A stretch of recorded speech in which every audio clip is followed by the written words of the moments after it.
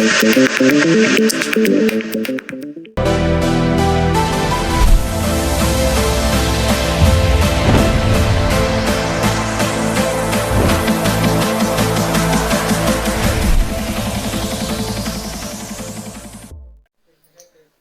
दोस्तों, कैसे हैं आप सभी।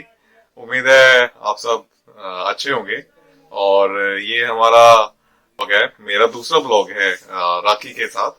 और राखी अभी आ चुकी है अपने घर से लौट करके दोबारा। तो अब मैं चाहता हूँ कि मैं राखी के साथ दोबारा से ब्लॉग बनाऊं। चलिए फ्रेंड्स, मैं आपको अपनी फैमिली से इंट्रोड्यूस कराता हूँ। और हेलो दोस्तों, कैसे हैं आप सब। उम्मीद है आप सब अच्छे ही होंगे। और मैं घर आ चुकी हूँ अब। यहाँ पे ये लेकर आ गए मेरे को, तो अब इनके साथ मेरा ये दूसरा ब्लॉग है। तो उम्मीद है और आपको ये वाला हमारा ये ब्लॉग भी आपको पसंद आएगा।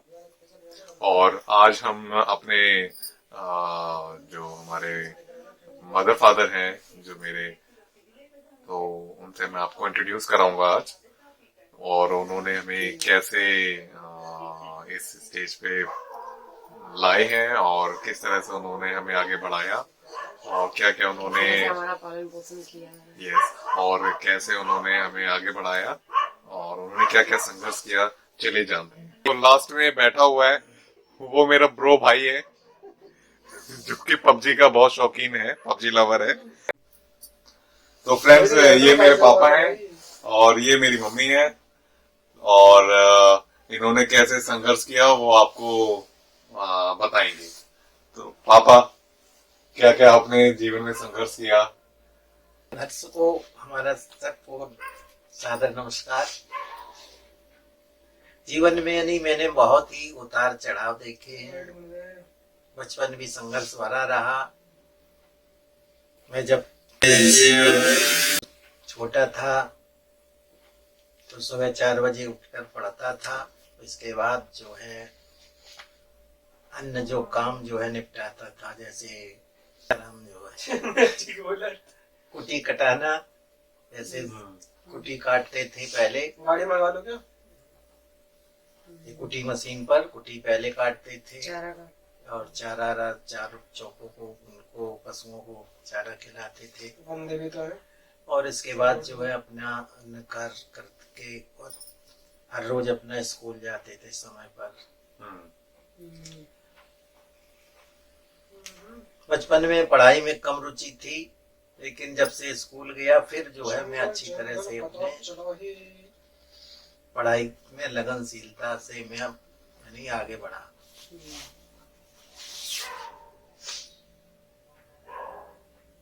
पढ़ाई के साथ साथ हमने अपनी खेती का भी कार्य अच्छी तरह किया। केवल मैंने बचपन में हल नहीं चलाया, इसके अलावा सारी खेती का कारोबार जो है मैंने खुद किया। सिंचाई, छटका पानी पी रहा तो अच्छा, निराई, बुआई और अन्य सभी जो है कार्य मैंने खेती के किए। साथ साथ पढ़ाई भी की।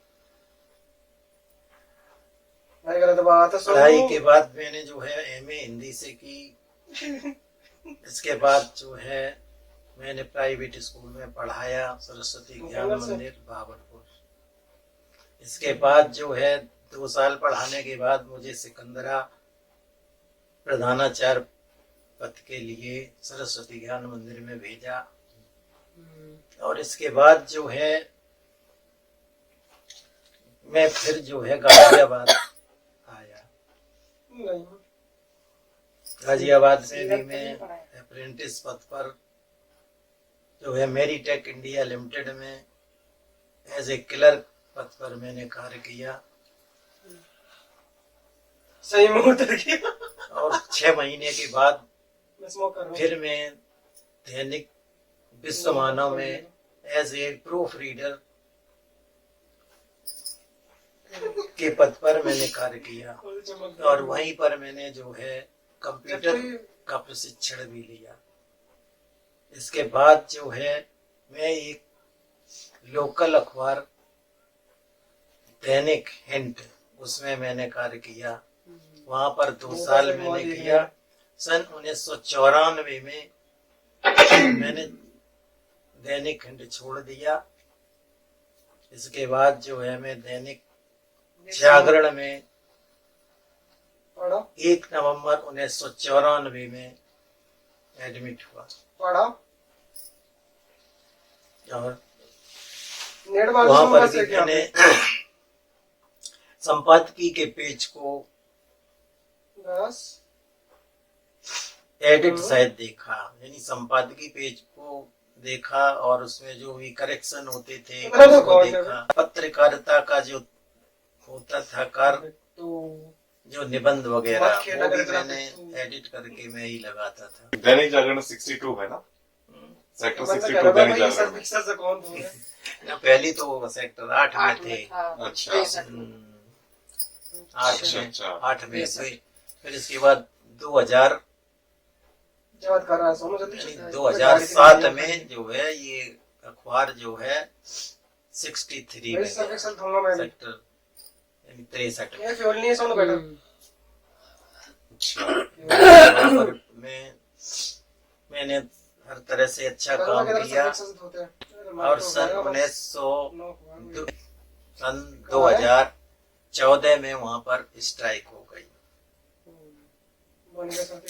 स्ट्राइक के बाद जो है अभी जो है वहां पर केस लड़ रहे हैं। दैनिक जागरण में केस चल रहा है, एक टर्मिनेशन का, एक मजीठिया वेस बोर्ड का।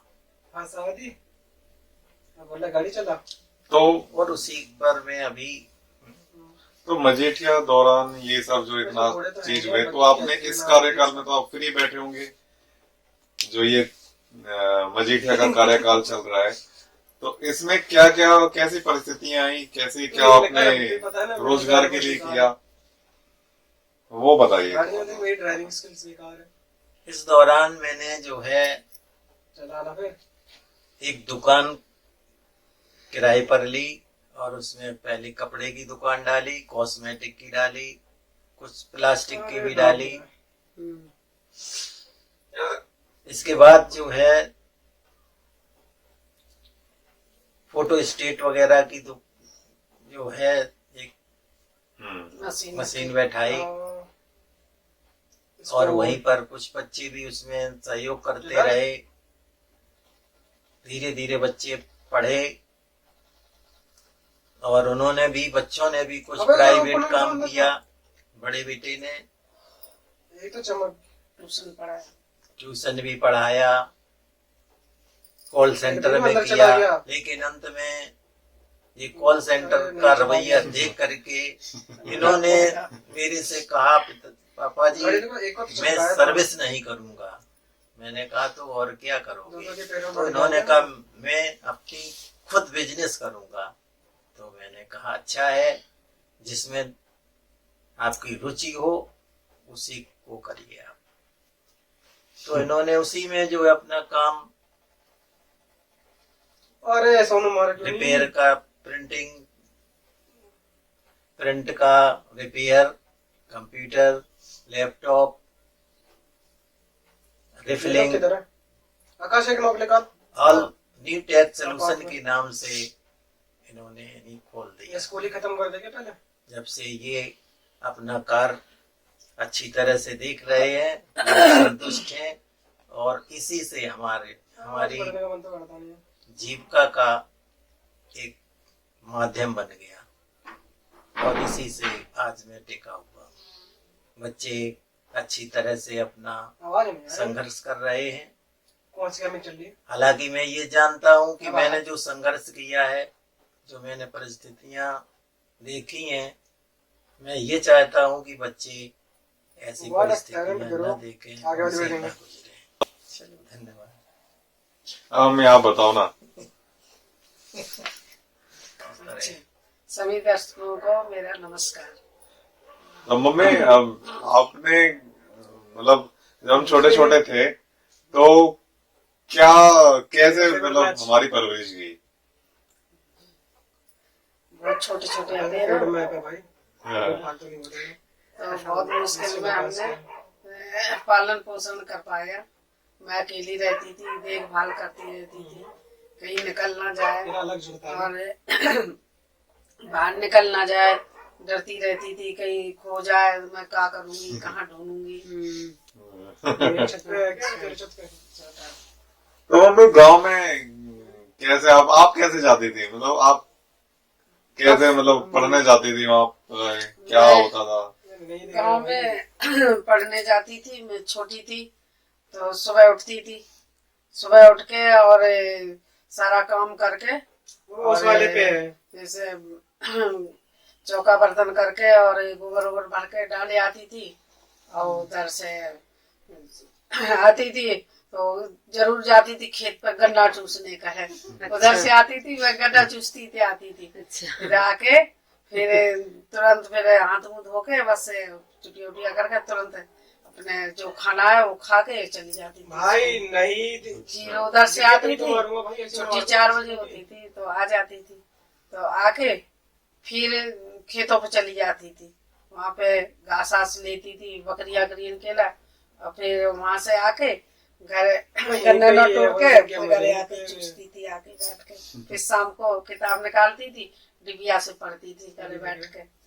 अच्छा, जो मिट्टी के तेल की होती है मिट्टी के जलाते तेल हैं। की डिबिया अच्छा। जला के उससे पढ़ाई करती थी, लाइट होती नहीं थी हाँ, तो परेशान होती थी हम लोग, लेकिन डिब्बी के तेल से मैं पढ़ती थी। अच्छा। हाँ, मिट्टी के तेल से डिब्बी से हमने 8वां किया है। अच्छा। भाई, अब मम्मी अच्छा, मतलब आपके पीछे भी एक वो आप गए, आप छोटी सी थी उस टाइम, कितने साल की थी आप जब आपके पीछे भी चुड़ैल लग गई थी? नहीं वो एक बार में मम्मी बोली कि सर्दी के टाइम थे, मेरे ताव खत्म हो गए थे तो सर्दी टाइम थे, मैं चली गई और उसी दिन मिट्टी लगी हुई थी तो मेरे खेत उधर ही पड़ा, उधर ही क्या नाम है आगे वहाँ जल रही थी मिट्टी और मैं खेतों पे चली गई।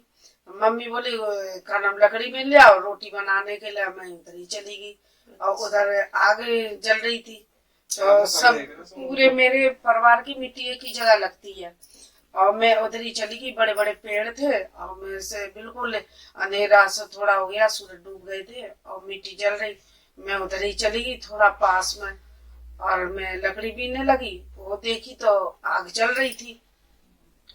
मैं वहां से तो मैं डरी नहीं, मैं चुप चली आई और वो पता नहीं मेरे पीछे चला आया, जिन्होंने कहा तो मैं लकड़ी लिए थी पले में और मैं आ गई घर पे। जैसी मैंने लकड़ी रख दी, हाथ पैर धोके मैं अंदर अपने घर में जैसी प्रवेश करने के चली, वैसी एकदम पे वो का नाम है भेड़ा का रूप, उसने भेड़ा का रूप ऐसे लिया, एकदम पे ऐसे बोला हाँ ऐसे खाने को, मैं एकदम भी डरी, अरे मम्मी मर गए, खा लिया मेरे को भेड़ा ने, खा लिया खा लिया, तो भेड़ा ने खा लिया खा लिया। मम्मी रोटी बनाती थी, एकदम भागी मेरे पीछे, एकदम भागी, कह रही क्या होगा क्या होगा, तो मैं खा लिया मैं बेहोश हो गई, खा लिया मैं, भेड़ा ने खा लिया, कहाँ बरामदा में बैठा है और मम्मी एकदम भागी, लाइट जलाई, डिबिया लेके आई, करी कहाँ है, हमने के यही बैठा था और तो मैं बहुत जोर के डर गई थी। तो चूल्हे पे रोटी बनती थी अपनी, है ना? चूल्हे बनती थी रोटी। तो चूल्हे की रोटी सबसे ज्यादा स्वादिष्ट होती है, ये आप सभी को बता दूं मैं। गांव में ही शादी वादी कहाँ हुई थी? शादी वादी कैसे हुई थी आपकी? शादी हमारी तो गांव ही में हुई है, पापा ही रहते थे गाजियाबाद में, सर्विस करते थे इसमें बिस्मानों में। तो क्या पापा शुरू से ही बाहर थे? पापा शुरू से बाहर थे और मेरी शादी हुई थी पहले पापा थे। अच्छा अच्छा। तो वो सर्विस करते थे उसमें दैनिक बिस्मानों में और पढ़ाते भी थे, सरस्वती विद्या मंदिर में जाते थे। तो बाद में का नाम है मेरे फूफा जी ने का नाम बताया शादी करने का, जो तो फिर फूफा मेरे करवाया है शादी आती। अच्छा। तो शादी के बाद तुरंत ही मतलब बाहर आ गए? हाँ, शादी हुई है, उसमें मई में शादी हुई, फिर जुलाई में मेरी ताऊ की लड़की की शादी थी, तो 7 जुलाई की थी, तो 7 जुलाई को ताऊ की लड़की की शादी हो गई थी। इसके बाद हम लोगों को पापा लेके आ गए थे फिर मैं यहीं पे रह गई, मैं गई नहीं घर से। हाँ, कोई त्योहार नहीं मैंने किए, चाहे रक्षाबंधन हो, चाहे होली हो, चाहे दिवाली हो, मैंने कोई से नहीं पर्व करे। मेरे को इतना टाइम ही नहीं मिला है, भेजा भी नहीं है। फिर मैं वहां से आ गई, फिर मैं पढ़ाने लग गई, फिर बच्चे हो गए और टाइम नहीं मिला, बोले खाने की परेशानी होती है तो भेजे ही नहीं मेरे घर। तो जैसे बहुत से लोग घर के देश ले रही हैं अपनी बहू को एकदम जल्दी से बाहर, तो क्या आपके जो हमारे जो बाबा अम्मा थे उन्होंने भेज दिया बाहर? हाँ, तुरंत भेज दिया था। मैं वहाँ आई तो क्या नाम है, जैसी वहां से गाना होके आया तो मैं उसी रात रही और दूसरे दिन सुबह ही मैं चली आई यहाँ पे। तो मैं यहाँ ही बनी रही, गांव में गई हूँ 4-5 दिन के लिए गई हूँ और वापस आती रही हूँ ऐसे घूमने वूमने के लिए, यहीं रही हूँ मैं।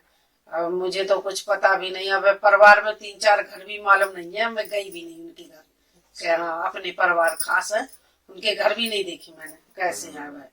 और 2-4 और तो अपने परिवार में गए हैं, ब्याह शादी होती है तो जाती आती हूँ, तो ऐसे देख आई हूँ। अब 3-4 घर नहीं गई हूँ, उन्हें पता भी नहीं मेरे को है।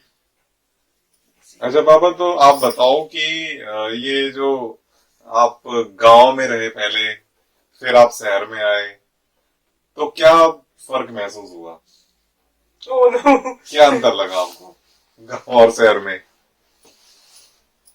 गांव में पहले तो वहां पर सुविधाएं कम थी, शिक्षा का भी अभाव था, दूर दूर स्कूल थे और गांव की अपेक्षा जो है शहर में नजदीक स्कूल भी है, संसाधन भी हैं सभी। मुझे काम क्यों कर रहा है ये? देखिए उसकी शहर में और देहात में बहुत फर्क है।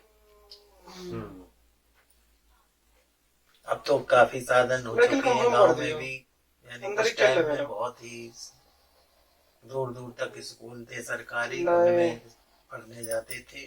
पहले ही प्राइवेट नाम के कोई स्कूल ही नहीं थे। 7 साल के बच्चा पढ़ाए जाते थे, 7 साल के ही नाम लिखाए जाते थे। और हाँ, और हाथ पकड़ के ऐसे कान पकड़ा लेते, यहाँ से हाथ आ गया तो एडमिशन हो रहा है। हाँ, और ना एडमिशन नहीं होगा, घर घर आते थे। और गांव में सबसे ज्यादा सेल्फ स्टडी करते थे लोग। हाँ, सरकारी स्कूल में ट्यूशन नाम की कोई चीज ही नहीं थी, कुछ नहीं थी। ट्यूशन तो किसी ने देखा ही नहीं। और डिबिया से पढ़ाई करते थे, डिबी जला लेते थे, मोमबत्ती जलते और उसे लैंप जलाते थे। तो लालटेन। अब आपकी दिनचर्या क्या थी? आप जब गांव रहते थे तो आपकी दिनचर्या क्या थी? सुबह उठ जाते थे, गांव में सुबह 4-5 बजे 4 बजे उठ के पढ़ते थे, चाहे सर्दी हो चाहे लालटेन जला गर्मी। करके पढ़ते थे। अच्छा। इसके बाद जो है कुटी मशीन पर कुटी काटते थे, कम से कम आधा घंटे तक, आधा 1 घंटे तक। और इसके बाद जो है हर खेत घूमने जाते थे। हर में गन्ने अधिक होते थे तो गन्ने चूस कर आते थे। उसके बाद फिर घर आते थे, घर पे नहाते धोते थे। इसके बाद स्कूल जाते थे। अच्छा। और स्कूल पढ़ने के बाद फिर घर आते थे, फिर हर खेत में जाते थे, फिर गन्ना चूसते थे, फिर शाम को आते थे, कुछ ईंधन वगैरह ले आते थे। इसके बाद अलाव जलाते थे सर्दी के समय, आलू भूंजते थे, भूंज के खाते थे। अलाव पर सभी लोग बैठते थे, वहाँ बुजुर्ग लोग भी बैठते थे, कुछ किस्से कहानियां भी सुनाते थे और कुछ किस्से कहानियां सुनते सुनते फिर मैं तो अपने पढ़ने के लिए फिर पढ़ने लगते थे जाकर लालटेन जला करके। तो यही दिनचर्या थी। तो दोस्तों, आप सबको कैसा लगा हमारे मम्मी पापा से मिलकर के? और आशा है ये वीडियो आपको पसंद आएगी। तो आज की वीडियो का अंत यहीं पे करते हैं। और कमेंट में ये जरूर बताना कि किस किस के घर में ऐसे ऐसे देवर हैं जो पबजी ज्यादा खेलते हैं। ये देखो, अभी भी एक बार भी नहीं देख रहे हैं इधर पे। अगर हम कितनी भी आवाज लगाएंगे तो नहीं सुनते हैं ये। तो कमेंट करके जरूर बताएं इतने शरारती देवर किस किस के घर में हैं। ओके फ्रेंड्स, मिलते हैं अगली चलिए वीडियो फ्रेंड। में जल्दी ही। तब तक के लिए बाय बाय। वीडियो कैसी लगी ये कमेंट में जरूर बताएं। तो वीडियो को लाइक करें, कमेंट करें, सब्सक्राइब करें। Bye bye.